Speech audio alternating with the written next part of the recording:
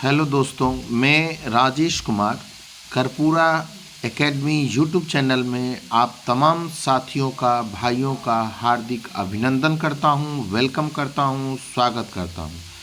आज मैं पुनः एक नया वीडियो लेकर आया हूं जो इकोनॉमिक्स सब्जेक्ट का है। यह 12th क्लास के मॉडल पेपर जो बिहार बोर्ड द्वारा जारी किया गया था उसका सेट नंबर 1 है।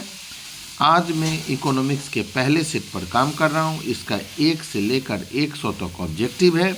मैं बारी बारी से आप लोगों को इस ऑब्जेक्टिव के बारे में बताने जा रहा हूं। आप लोगों को अगर यह वीडियो अच्छा लगे तो लाइक ज़रूर कीजिएगा, जिससे कि हमें अगले वीडियो बनाने में थोड़ा सा मदद मिले। और जो भाई बंधु सब्सक्राइब इस चैनल को नहीं किए हैं तो निवेदन है उन लोगों से इस चैनल को सब्सक्राइब कीजिए, जिससे मैं डिजिटल बोर्ड के माध्यम से आप लोगों को पढ़ा सकूं। आज मैं वीडियो जो बनाया हूं वो सेट नंबर 1 है इकोनॉमिक्स का। देखते हैं वो हमारा पहला क्वेश्चन आज का क्या है। तो पहला जो क्वेश्चन है हमारा, उसमें लिखा हुआ है व्यष्टि अर्थशास्त्र में निम्न में से किसका अध्ययन किया जाता है। व्यष्टि अर्थशास्त्र में किसका अध्ययन किया जाता है? व्यक्तिगत परिवार का, व्यक्तिगत फर्म का, व्यक्तिगत उद्योग के, या इनमें से सभी? तो इनमें से सभी। अगला क्वेश्चन हमारा है सीमित साधन और असीमित आवश्यकता का विचार किसने दिया? एडम स्मिथ, मार्शल, रॉबिन्स या सैमुअलसन? तो यहाँ पर आप जान लें इसका जो आंसर होगा वह सी विकल्प होगा, रॉबिन्स। उत्पादन के क्षेत्र में कौन सा घटक है? भूमि, श्रम, पूंजी या उपर्युक्त सभी? तो आपका आंसर होगा डी विकल्प, उपर्युक्त सभी। सबसे पहले माइक्रो शब्द का प्रयोग करने वाला है मार्शल, बोल्डिंग, किन्स या रेगनर फ्रीस? तो आंसर होगा इसका रेगनर फ्रीस, यानी विकल्प नंबर 4 रेगनर फ्रीस। इसके बाद हम देखते हैं अगले विकल्प की ओर। अगला हमारा है माइक्रोज, जिसका अर्थ होता है छोटा। निम्न में से कौन सा शब्द है? माइक्रो जिसका अर्थ होता है छोटा, निम्न में से कौन सा शब्द है? अरबी, ग्रीक, जर्मन या अंग्रेजी? तो आप यह जान लें यह ग्रीक भाषा से लिया गया है। आगे बढ़ते हैं। इसके बाद अगला है निम्नलिखित अर्थशास्त्री में से कौन कल्याणवादी विचारधारा के नहीं है? कैनन, पीगू, जेबी से या मार्शल?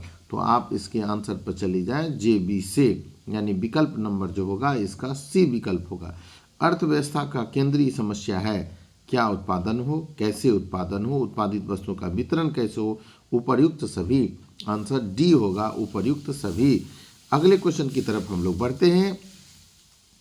अगला क्वेश्चन नंबर जो हमारा 8 नंबर क्वेश्चन है, निम्न दिया गया किस अर्थव्यवस्था में निजी और सार्वजनिक क्षेत्र सह अस्तित्व होता है? पूंजीवादी, समाजवादी, मिश्रित या इनमें से कोई नहीं? तो आपका जो आंसर हो जाएगा 8 नंबर का जो आंसर हो जाएगा वह आंसर होगा सी मिश्रित।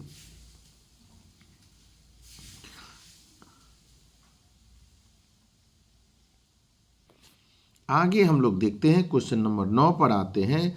किस अर्थव्यवस्था में कीमत क्षेत्र के आधार पर निर्णय लिए जाते हैं? किस अर्थव्यवस्था में कीमत तंत्र के आधार पर निर्णय लिए जाते हैं? समाजवादी, पूंजीवादी, मिश्रित या इनमें से कोई नहीं? तो आंसर हमारा यहाँ पर बी होगा, पूंजीवादी, पूंजीवादी। अगले क्वेश्चन की तरफ हम लोग बढ़ते हैं। अगला क्वेश्चन जो हमारा होगा वो है उत्पादन संभावना वक्र का ढाल गिरता है। उत्पादन संभावना वक्र का ढाल गिरता है। तो आंसर होगा बाएं से दाएं, बाएं से दाएं। उपभोक्ता व्यवहार का अध्ययन किया जाता है। उपभोक्ता व्यवहार का अध्ययन किया जाता है। सूक्ष्म अर्थशास्त्र, व्यापक अर्थशास्त्र, आय सिद्धांत या इनमें से कोई नहीं? तो आंसर इसका होगा सूक्ष्म अर्थशास्त्र। आंसर हमारा होगा सूक्ष्म अर्थशास्त्र। अगला है गोसेन का प्रथम नियम में कौन है? गोसेन का प्रथम नियम मांग का नियम, सीमांत उपयोगिता ह्रास नियम, सम सीमांत उपयोगिता ह्रास, उपभोक्ता बचत? तो आंसर इसका हो जाएगा बी सीमांत उपयोगिता ह्रास नियम। सीमांत उपयोगिता ह्रास नियम, ये इसका आंसर हो जाएगा। अगले क्वेश्चन की तरफ हम लोग बढ़ते हैं।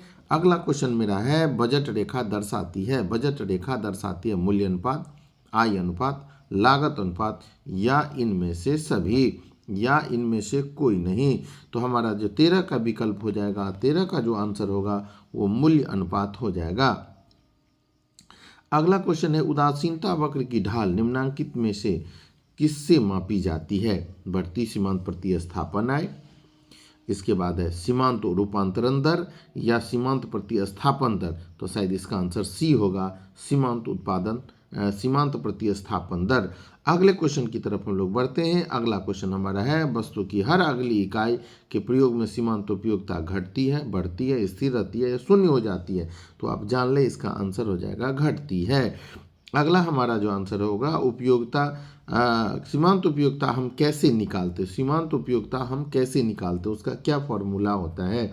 तो आप जान ले, इसका जो आंसर होता है ए विकल्प में हम लोग चले जाएंगे। ए विकल्प इसका आंसर हो जाएगा। अगला आंसर क्वेश्चन देखते हैं, उपयोगिता की माप की जा सकती है, उपयोगिता की माप की जा सकती है मुद्रा के द्वारा, वस्तुओं के विनिमय के द्वारा, वस्तु के वजन के द्वारा या इनमें से कोई नहीं। तो आंसर जिसका हो जाएगा वो 17 का ए विकल्प, मुद्रा के द्वारा। आगे बढ़ते हैं, उपयोगिता क्रम का वाचन सिद्धांत किसने दिया था? उपयोगिता क्रम का वाचन सिद्धांत किसने दिया था? मार्शल ने, पिगू ने या हिक्स एवं एलन ने? तो हिक्स एवं एलन ने दिया था। 18 का हमारा सी आंसर हो जाएगा। आगे हम 19 नंबर पर आते हैं। 19वां क्वेश्चन है, उपयोगिता में हर अर्थशास्त्र में उपयोगिता का क्या आशय है?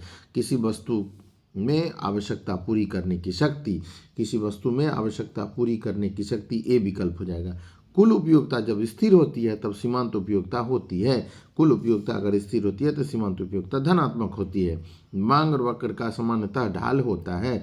मांग वक्र का सामान्यतः ढाल बाएं से दाएं की ओर, बाएं से दाएं नीचे की ओर। जी, ये आंसर हो जाएगा, बी विकल्प इसका सही आंसर होगा। अब हम लोग 22 नंबर क्वेश्चन पर जाते हैं। मांग में कमी के निम्नलिखित में से कौन से कारक होते हैं? मांग में कमी के निम्नलिखित में से कौन से कारक होते हैं? आय में कमी, क्रेताओं की संख्या में कमी, उपभोक्ताओं की रुचि में कमी या उपर्युक्त सभी?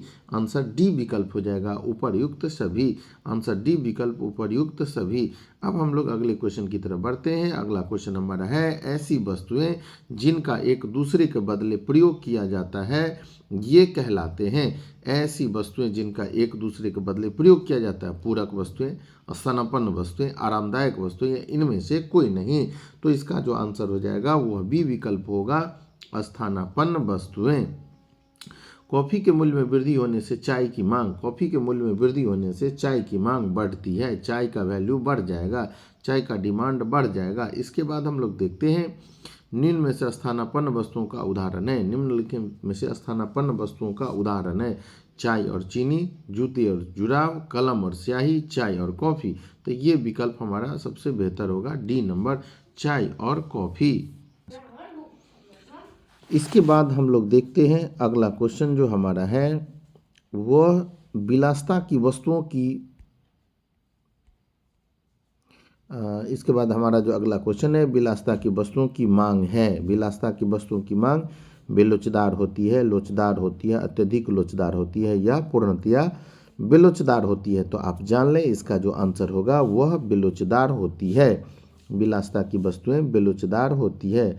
अगला जो है, इकाई से कम मांग की लोच को निम्नलिखित में से कौन व्यक्त करता है? आवश्यक वस्तु, आरामदायक वस्तु, विलासिता वस्तु या उपर्युक्त सभी? तो हमारा आंसर हो जाएगा आवश्यक वस्तु। इकाई से कम मांग की लोच को निम्नलिखित में से कौन व्यक्त करता है? आवश्यकता की वस्तु। अगले क्वेश्चन की तरफ हम लोग बढ़ेंगे। मांग की लोच मापने के लिए प्रतिशत या अनुपातिक रीति का प्रतिपादन किसने किया? मार्शल ने, फ्लक्स ने, हिक्स ने या इनमें से कोई नहीं? तो आंसर हमारा हो जाएगा फ्लक्स ने। अगले क्वेश्चन की तरफ हम लोग बढ़ते हैं। अगला क्वेश्चन, मांग की लोच कितने प्रकार की होती है? 3, 5, 6 या 7? तो हमारा आंसर हो जाएगा 5। मांग की लोच 5 प्रकार की होती है। अब जो देखते हैं अगले क्वेश्चन की तरफ, स्थानापन्न वस्तुओं की मांग की लोच होती है, स्थानापन्न वस्तुओं की मांग की लोच होती है शून्य, धनात्मक, ऋणात्मक या हमेशा इकाई से कम? तो आंसर हमारा यहाँ पर हो जाएगा बी, धनात्मक। धनात्मक होगा। यदि उपभोक्ता की आय में वृद्धि से वस्तु एक्स की मांग कम हो जाती है तो वस्तु एक्स होगी। जीवन रक्षक वस्तु, आवश्यक वस्तु, विलासिता की वस्तु या गिफिन वस्तु? तो इसका जो आंसर हो जाएगा डी विकल्प होगा, गिफिन वस्तु। अब अगले क्वेश्चन की तरफ हम लोग बढ़ते हैं। अगला क्वेश्चन मेरा है, मांग की कीमत लोच से अभिप्राय है। मांग की कीमत लोच से हमारे कीमत में परिवर्तन के कारण मांग में परिवर्तन, वास्तविक आय में परिवर्तन या कीमत में परिवर्तन। आंसर हो जाएगा हमारा पहला विकल्प, ए नंबर होगा, कीमत में परिवर्तन के कारण मांग में परिवर्तन। उत्पादन फलन में उत्पादन किसका फलन है? उत्पादन फलन में उत्पादन किसका फलन है? कीमत का, उत्पत्ति के साधनों का, कुल व्यय का, या इनमें से कोई नहीं। तो हमारा जो आंसर हो जाएगा वो हो जाएगा बी, उत्पत्ति के साधनों का, उत्पत्ति के साधनों का। अगला जो हमारा क्वेश्चन है, दीर्घकालीन उत्पादन फलन संबंध में से किससे है? मांग के नियम से, उत्पत्ति के वृद्धि नियम से, पैमाने के प्रतिफल नियम से, या मांग की लोच से। तो हमारा यहाँ पर जो आंसर हो जाएगा वह आंसर सी होगा, पैमाने के प्रतिफल नियम से, पैमाने के प्रतिफल नियम से।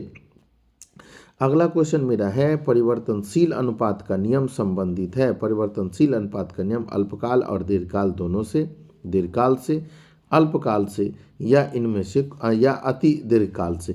तो हमारा विकल्प 35 का सी आंसर होगा, अल्पकाल से। अब हम लोग अगले क्वेश्चन की तरफ बढ़ते हैं। अगला क्वेश्चन हमारा है, अगले क्वेश्चन की तरफ, जब औसत उत्पादन एपी अधिकतम होता है तब सीमांत उत्पादन एमपी क्या प्रभाव? औसत उत्पादन के समान, औसत उत्पादन से कम, औसत उत्पादन से अधिक, या उपर्युक्त में से कोई भी हो सकता है। तो हमारा जी यहाँ आंसर हो जाएगा सी विकल्प, औसत उत्पादन से अधिक होता है। सी विकल्प औसत उत्पादन से अधिक होता है। अगला है, एक फर्म का उत्पादन फलन है। एक फर्म का उत्पादन फलन है उत्पादन, आगतों और निर्गतों में संबंध, लागत, या साधन। तो हमारा यहाँ पर आंसर हो जाएगा बी विकल्प, आगत और निर्गतों में संबंध, आगतों और निर्गतों में संबंध। अगले क्वेश्चन की तरफ हम लोग बढ़ते हैं। अगला क्वेश्चन, जब 100 इकाई उत्पादन करने की कुल स्थिर लागत 30 हो और औसत परिवर्तन लागत 3 हो तो कुल लागत होगी। तो कुल लागत क्या कहलाएगी? तो वहाँ पर हम लोग देखेंगे, यदि 100 इकाई उत्पादन करने की कुल स्थिर लागत 30 रुपया है और परिवर्तनशील लागत कितना? तो 330 रुपया कुल लागत हो जाएगी। अब आप बोलिएगा कैसे? तो 100 यूनिट है, 3 रुपया प्रति है, तो 300 ये हो गया, स्थिर 30 तो जोड़ दीजिए तो 330 इसका आंसर हो जाएगा। औसत लागत वक्र का आकार होता है, औसत लागत वक्र का आकार यू आकार जैसा। तो हमारा 39 का यही आंसर होगा, यू आकार जैसा। अगले क्वेश्चन की तरफ हम लोग बढ़ते हैं। निम्नलिखित में से कौन सा कथन सत्य है?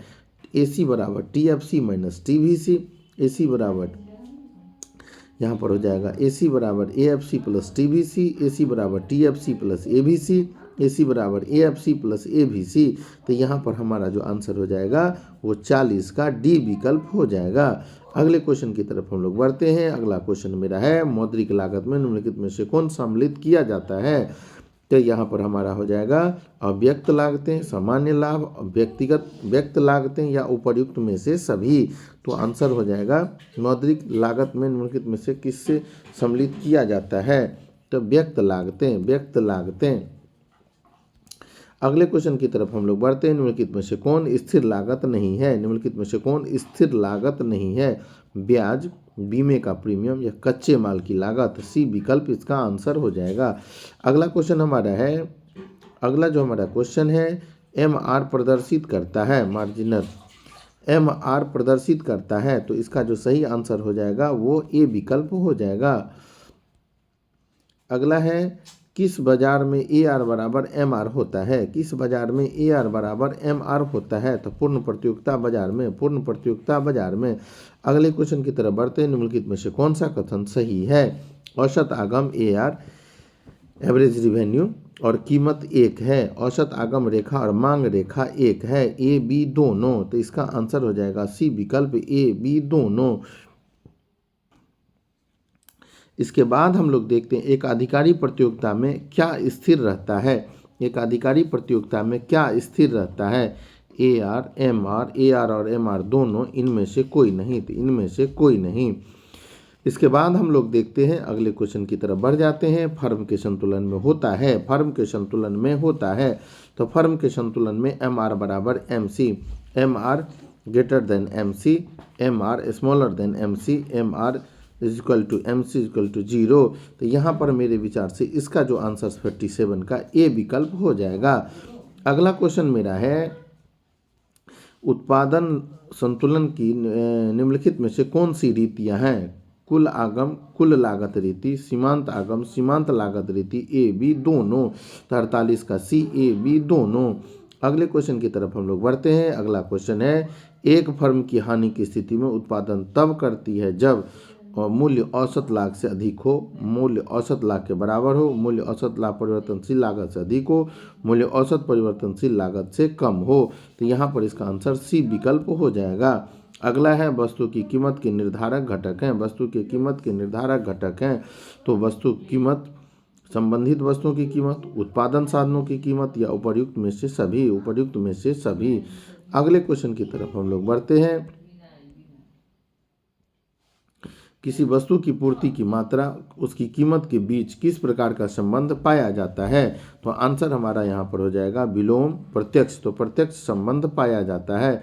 अगले क्वेश्चन की तरफ फिर बढ़ते हैं। यदि किसी वस्तु की कीमत 60% की वृद्धि हो परंतु पूर्ति में केवल 5% की वृद्धि हो तो ऐसी वस्तु में पूर्ति होगी।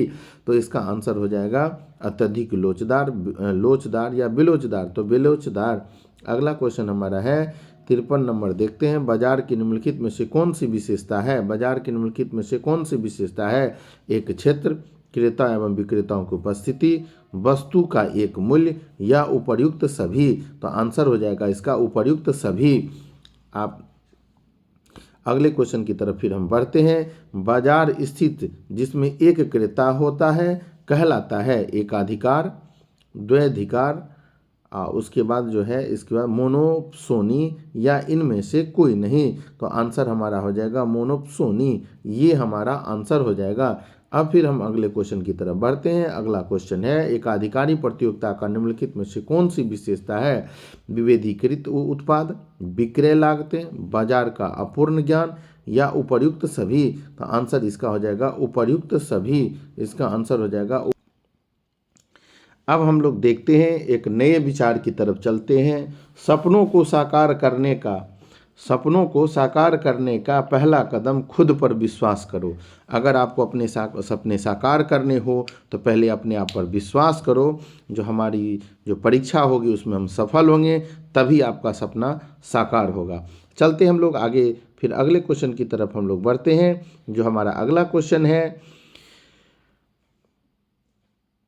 अगला क्वेश्चन, किस बाजार में फर्म की मांग पूर्ण लोचदार होती है? किस बाजार में फर्म की मांग पूर्ण लोचदार होती है? तो उसका आंसर ए विकल्प हो जाएगा पूर्ण प्रतियोगिता। और एकाधिकारी प्रतियोगिता का निम्नलिखित में से कौन सी विशेषता है? एकाधिकारी प्रतियोगिता का निम्नलिखित में से कौन सी विशेषता? उपर्युक्त सभी। आगे है, पूर्ण प्रतियोगिता में क्या स्थिर रहता है? पूर्ण प्रतियोगिता में क्या स्थिर रहता है? तो ए बी दोनों, ए आर और एम आर। शायद इससे पहले भी ये क्वेश्चन आया था तो उसमें शायद मिस्टेक हुआ था। देखते हैं इसमें वह क्वेश्चन कहाँ आया था। तो शायद यहाँ पर 46 में हम देखते हैं, एकाधिकारी प्रतियोगिता में क्या स्थिर रहता है? तो ए आर एम आर दोनों। अगर हमसे यहाँ मिस्टेक हो गया हो तो आप इसे सुधार लें, इसे ए आर और एम आर दोनों। हम लोग यहाँ इसके बाद आगे बढ़ते हैं। अगला क्वेश्चन हमारा जो है, आगे क्वेश्चन, किस प्रकार के बाजार संरचना में किसी वस्तु का एक और केवल एक उत्पादक होता है? किस प्रकार के बाजार संरचना में किसी वस्तु का एक और केवल एक उत्पादक होता है? तो वहाँ पर हो जाएगा आपका 58 नंबर का क्या होगा? एकाधिकार। एकाधिकार में इसके बाद हम लोग बढ़ते हैं। अगला क्वेश्चन हमारा जो है, पूर्ण प्रतियोगिता बाजार में सभी फर्म किस प्रकार की वस्तुओं का उत्पादन करती है? सभी फर्म किस प्रकार की वस्तुओं का उत्पादन करती है? समरूप वस्तुओं का। संतुलन कीमत के निर्धारक घटक कौन से? संतुलन कीमत के निर्धारक घटक वस्तु की मांग, वस्तु की पूर्ति, ए बी दोनों। तो यहाँ पर आंसर 60 का सी हो जाएगा, ए बी दोनों। अब अगले क्वेश्चन की तरफ बढ़ते हैं। किसी वस्तु की कीमत मांग पूर्ति की शक्तियों द्वारा निर्धारित होती है, उस किसने कहा था? तो यहाँ पर 61 का जो हमारा आंसर हो जाएगा सी, मार्शल। अब हम लोग अगले क्वेश्चन की तरफ बढ़ते हैं। अगला है, कीमत उस बिंदु पर निर्धारित होती है जहां, कीमत उस बिंदु पर निर्धारित होती है जहां वस्तु की मांग अधिक हो, वस्तु की पूर्ति अधिक हो, वस्तु की मांग और पूर्ति बराबर हो, या इनमें से कोई नहीं। तो हमारा आंसर 62 का सी आंसर हो जाएगा। अब हम लोग अगले क्वेश्चन की तरफ बढ़ते हैं। अगला क्वेश्चन है, मांग में परिवर्तन के निम्नलिखित में कौन कौन से कारण हैं। तो यहाँ पर हो जाएगा उपभोक्ता की आय, संबंधित वस्तुओं की कीमत में परिवर्तन, जनसंख्या वृद्धि, या उपर्युक्त सभी इसका आंसर हो जाएगा। फिर अगले क्वेश्चन की तरफ हम लोग बढ़ते हैं। बाजार मूल्य पाया जाता है अल्पकालीन बाजार में, दीर्घकालीन बाजार में, अति दीर्घकालीन बाजार में, या इनमें से कोई नहीं। तो इसका जो आंसर हो जाएगा हमारा 64 का बी होगा, दीर्घकालीन बाजार में। अति अल्पकाल में पूर्ति होगी, पूर्णतः लोचदार, पूर्णतः विलोचदार, तो पूर्णतः विलोचदार। यहाँ पर हमारा 65 का बी आंसर हो जाएगा। अब हम लोग अगले क्वेश्चन की तरफ बढ़ते हैं। अगला क्वेश्चन हमारा जो है 66 नंबर क्वेश्चन देखिए। मांग अधिक स्थिति होती है जब मांग की मात्रा अत्यधिक हो, मांग और पूर्ति बराबर हो, मांग की तुलना में अधिक हो, मांग की तुलना में मांग कम हो, मांग की मात्रा अधिक हो, मांग और पूर्ति बराबर हो, पूर्ति की तुलना में मांग अधिक हो, पूर्ति की तुलना में मांग कम हो। तो यहाँ पर जो हमारा सही आंसर हो जाएगा वह हमारा होगा 66 का सी आंसर हो जाएगा। सी विकल्प पर चले जाएं। अब हम लोग अगले क्वेश्चन की तरफ बढ़ते हैं।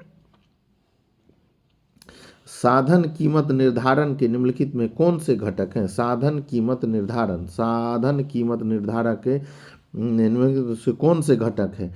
लगान, मजदूरी, ब्याज, या उपर्युक्त सभी। तो आंसर यहाँ पर उपर्युक्त सभी हो जाएगा। अगला है समष्टि अर्थशास्त्र के निम्नलिखित में से कौन सी विशेषताएं। समष्टि अर्थशास्त्र के निम्नलिखित में से कौन सी विशेषताएं।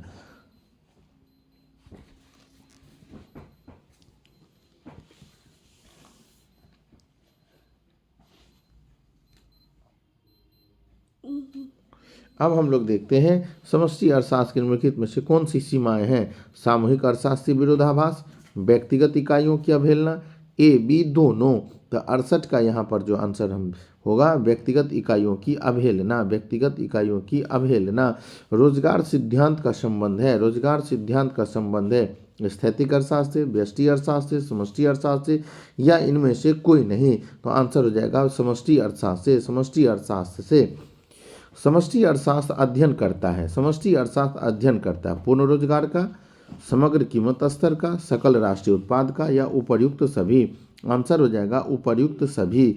अब हम लोग अगले क्वेश्चन की तरफ चलते हैं। अगला क्वेश्चन है स्टॉक के अंतर्गत निम्नलिखित में से कौन शामिल है। मुद्रा की मात्रा, धन, गोदाम में रखी गई गेहूं की मात्रा, या ये सभी। तो आंसर यहाँ पर ये सभी हो जाएगा। निम्नलिखित में से कौन समष्टि अर्थशास्त्र की विषय वस्तु नहीं है।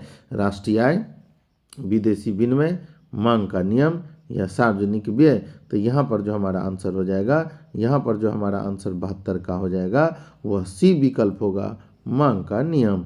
अगले क्वेश्चन की तरफ हम लोग बढ़ते हैं।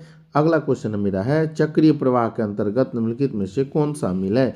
चक्रीय प्रवाह के अंतर्गत निम्नलिखित में से वास्तविक प्रवाह, मौद्रिक प्रवाह, ए बी दोनों। अब हम लोग अगले क्वेश्चन की तरफ बढ़ते हैं। अगला क्वेश्चन मेरा है प्रवाह के अंतर्गत निम्नलिखित में से कौन शामिल है। उपभोग, निवेश, आय, या उपर्युक्त सभी। तो उपर्युक्त सभी। अगला क्वेश्चन हमारा है 4 क्षेत्रीय अर्थव्यवस्था के चक्रीय प्रवाह में संतुलन के लिए शर्त निम्नलिखित में से कौन सी है। तो यहाँ पर जो हमारा आंसर हो जाएगा वो C+I, C+I+G, C+I+G और +X-M। तो ये हमारा आंसर हो जाएगा सी विकल्प। अगले क्वेश्चन की तरफ बढ़ते हैं। अगला क्वेश्चन है साधन लागत पर शुद्ध राष्ट्रीय उत्पाद को कहा जाता है। राष्ट्रीय आय, सकल निवेश, घरेलू आय, या इनमें से कोई नहीं। तो यहाँ पर जो हमारा आंसर हो जाएगा वह राष्ट्रीय आय। किसी अर्थव्यवस्था में एक वर्ष के अंतर्गत उत्पादित अंतिम वस्तुओं तथा सेवाओं के बाजार मूल्य को क्या कहते हैं। कुल राष्ट्रीय उत्पाद, राष्ट्रीय आय, कुल घरेलू आय, या विशुद्ध राष्ट्रीय उत्पाद। यहाँ पर हमारा आंसर हो जाएगा कुल घरेलू आय। इसके बाद हम देखते हैं एक अर्थव्यवस्था में कौन सा क्षेत्र सम्मिलित रहता है। प्राथमिक, द्वितीयक, तृतीयक, इनमें से सभी। इनमें से सभी। यह हमारा आंसर होगा, इनमें से सभी। इसके बाद हम लोग देखते हैं, अगले क्वेश्चन की तरफ बढ़ जाते हैं। प्राथमिक क्षेत्र में निम्नलिखित में से कौन शामिल है? भूमि, वन, खनन, ये सभी। यहाँ पर आंसर हमारा हो जाएगा ये सभी, ये सभी। अब हम लोग अगले क्वेश्चन की तरफ बढ़ते हैं। अगला क्वेश्चन मेरा है, द्वितीयक क्षेत्र में निम्नलिखित में से कौन सी सेवाओं को सम्मिलित किया जाता है? द्वितीयक क्षेत्र में निम्नलिखित में कौन सी सेवाओं को सम्मिलित? बीमा, विनिर्माण, व्यापार या बैंकिंग? तो यहाँ पर आंसर हमारा हो जाएगा विनिर्माण। लाभ के निम्नलिखित में से कौन से घटक हैं? लाभांश, अवितरित लाभ, निगम लाभ कर या उपर्युक्त सभी? तो लाभ के निम्नलिखित में से कौन से घटक हैं? तो आपका आंसर डी विकल्प हो जाएगा, उपर्युक्त सभी। अगला हम लोग देखते हैं क्वेश्चन नंबर 82। वस्तु विनिमय प्रणाली के लाभ हैं। वस्तु विनिमय प्रणाली के लाभ हैं, सरल प्रणाली, आपसी सहयोग पर वृद्धि, आर्थिक असमानताएं नहीं, उपर्युक्त सभी। आंसर उपर्युक्त सभी हमारा आंसर हो जाएगा। अब हम लोग अगले क्वेश्चन की तरफ बढ़ते हैं। अगला क्वेश्चन मेरा है, मुद्रा वह है जो मुद्रा का कार्य करे, किसने कहा था? मुद्रा वह है जो मुद्रा का कार्य करे, किसने कहा था? तो आंसर हो जाएगा हार्टले ब्रदर्स, हार्टले ब्रदर्स। मुद्रा के कार्य हैं, मुद्रा के कार्य हैं विनिमय का साधन, मूल्य का मापक, मूल्य का संचय, उपर्युक्त सभी। आंसर हो जाएगा उपर्युक्त सभी। अगला क्वेश्चन हम देखते हैं, निम्न में से कौन विधिग्राही मुद्रा है? विधिग्राही साख मुद्रा, प्रचलित पत्र मुद्रा, ड्राफ्ट या इनमें से कोई नहीं? तो हमारा यहाँ पर आंसर हो जाएगा बी विकल्प हो जाएगा इसका, प्रचलित मुद्रा दर। व्यापारिक बैंक के प्राथमिक कार्य कौन से हैं? व्यापारिक बैंक के प्राथमिक कार्य कौन है? जमाएं स्वीकार करना, ऋण देना, साख निर्माण या उपर्युक्त सभी? आंसर हो जाएगा उपर्युक्त सभी। अगला क्वेश्चन मेरा है, साख गुणक होता है, साख गुणक होता है, तो आंसर हो जाएगा यहाँ पर 1/CRR, CRR यही आंसर हो जाएगा इसका। अगले क्वेश्चन की तरफ बढ़ते हैं। व्यापारिक बैंक है, नोट का निर्गमन, ग्राहकों से जमा स्वीकार लेना, ग्राहकों को ऋण देना, केवल बी और सी। तो यहाँ जो हम देखते हैं 88 का आंसर डी विकल्प होगा, बी और सी। केंद्रीय बैंक द्वारा कौन सी मुद्रा जारी की जाती है? चल मुद्रा, साख मुद्रा, सिक्के, उपर्युक्त में से सभी? तो हमारा आंसर डी विकल्प हो जाएगा। देश में कागजी नोट जारी करने का कार्य कौन करता है? देश में कागजी मुद्रा जारी करने का व्यापारिक बैंक, तो आंसर हो जाएगा व्यापारिक बैंक। अगले क्वेश्चन की तरफ बढ़ते हैं। निम्न में से कौन साख नियंत्रण की गुणात्मक विधि है? बैंकों के नगद कोष के अनुपात में परिवर्तन, उपभोक्ता साख पर नियंत्रण, खुले बाजार कार्यक्रम या बैंक दर में परिवर्तन? तो यहाँ पर हमारा आंसर सी विकल्प हो जाएगा, खुले बाजार का कार्यक्रम। अगले क्वेश्चन की तरफ बढ़ते हैं। मुद्रापूर्ति का नियंत्रण कौन करता है? मुद्रापूर्ति का नियंत्रण करता है भारत सरकार, रिजर्व बैंक ऑफ इंडिया, वाणिज्य बैंक या योजना आयोग? तो यहाँ पर हमारा आंसर हो जाएगा reserve bank of India, reserve bank of India. साख मुद्रा का विस्तार होता है जब CRR घटता है, बढ़ता है, ए और बी दोनों। यहाँ पर हमारा आंसर जो हो जाएगा, साख मुद्रा का विस्तार होता है जब CRR बढ़ता है, यहाँ पर हो जाएगा बी विकल्प आंसर। अब हम लोग आते हैं अगले क्वेश्चन की तरफ। नरसिम्हन समिति का संबंध किससे होता है? तो कर सुधार, बैंकिंग सुधार, कृषि सुधार या आधारभूत संरचना? तो अब हम लोग देखते हैं इसका जो आंसर होगा वो बी विकल्प होगा, बैंकिंग सुधार। 1980 में कुल कितने बैंकों का राष्ट्रीयकरण किया गया था? 1980 में कुल कितने बैंकों का राष्ट्रीयकरण? तो 6 बैंकों का राष्ट्रीयकरण किया गया था 1980 में, 6 बैंकों का। महामंदी किस वर्ष आई थी? 1949, 1939, 1929? 1929 में आया था। अगले क्वेश्चन की तरफ बढ़ते हैं। आय और उत्पादन के संतुलन स्तर पर सामूहिक मांग में वृद्धि होने पर किसमें वृद्धि होती है? रोजगार में, उत्पादन में, आय में या उपर्युक्त सभी में? आंसर हो जाएगा उपर्युक्त सभी में। अगले क्वेश्चन की तरफ हम लोग बढ़ते हैं। अगला क्वेश्चन मेरा है, किन्स का गुणक सिद्धांत निम्न में किसके बीच संबंध स्थापित करता है? किन्स का गुणक सिद्धांत निम्न में से किसके बीच संबंध स्थापित करता है? निवेश तथा आय के बीच, आय और उपभोग के बीच, बचत और निवेश के बीच, इनमें से कोई नहीं? तो आंसर हमारा 98 का हो जाएगा, ए विकल्प होगा, निवेश और आय के बीच। राजकोषीय नीति के अंतर्गत किसे शामिल किया जाता है? राजकोषीय नीति के अंतर्गत सार्वजनिक व्यय, करारोपण, सार्वजनिक ऋण, उपर्युक्त सभी। अगले क्वेश्चन की तरफ हम लोग बढ़ते हैं। निम्नलिखित में से कौन सी राजस्व प्राप्ति नहीं है? निम्नलिखित में से कौन? ऋण की वसूली, विदेशी अनुदान, सार्वजनिक उपक्रमों के लाभ या संपत्ति कर। तो आंसर हो जाएगा संपत्ति कर। इस प्रकार से मैंने इस वीडियो में 1 से लेकर 100 तक ऑब्जेक्टिव बताया है और आपसे यह निवेदन है कि आप इसे बारीकी से इसे देखें, एक एक करके देखें, क्योंकि इससे यह बिहार बोर्ड द्वारा जारी मॉडल पेपर है। उसका सेट नंबर 1 बहुत ही VVI सेट होता है, इसलिए इसमें से मैक्सिमम क्वेश्चन आपके मिलने की संभावना है। इसलिए आप सभी बच्चों से अनुरोध है या देखने वालों से अनुरोध है या इसे जो अर्थशास्त्र पढ़ना चाहते हैं उसके ऑब्जेक्टिव MCQ बनाना चाहते हैं उन सभी से अनुरोध है जी एक बार यह वीडियो देखें और अगर यह वीडियो अच्छा लगे तो लाइक ज़रूर करें। धन्यवाद।